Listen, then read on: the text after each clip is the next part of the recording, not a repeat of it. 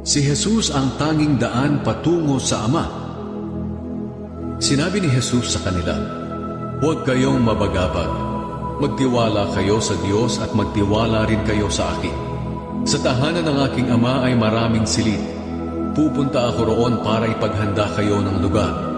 Hindi ko ito sasabihin kung hindi ito totoo. Kapag naroon na ako at naipaghanda na kayo ng lugar, babalik ako at isasama kayo, upang kung nasaan ako, ay naroon din kayo. At alam nyo na ang daan papunta sa pupuntahan ko." Sinabi ni Tomas sa kanya, "Panginoon, hindi po namin alam kung saan kayo pupunta.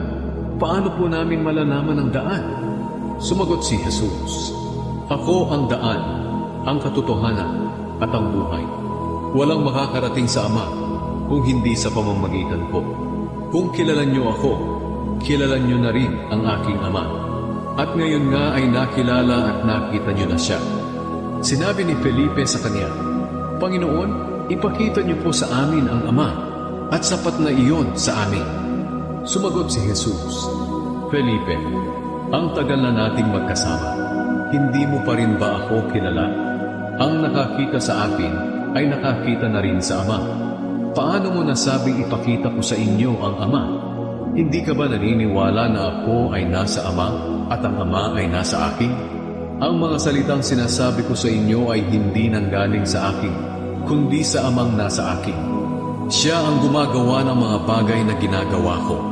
Maniwala kayo na ako ay nasa Ama at ang Ama ay nasa akin. Kung ayaw ninyong maniwala sa sinasabi kong ito, maniwala man lang kayo dahil sa mga ginawa ko. Sinasabi ko sa inyo ang totoo. Ang sumasampalataya sa akin ay makakagawa rin ng mga ginagawa ko. At higit pa rito ang magagawa niya dahil pupunta na ako sa Ama. At anuman ang hilingin niyo sa aking pangalan ay gagawin ko upang maparangalan ng Ama sa pamamagitan ko na kanyang anak. Oo, gagawin ko ang anumang hilingin ninyo sa aking pangalan.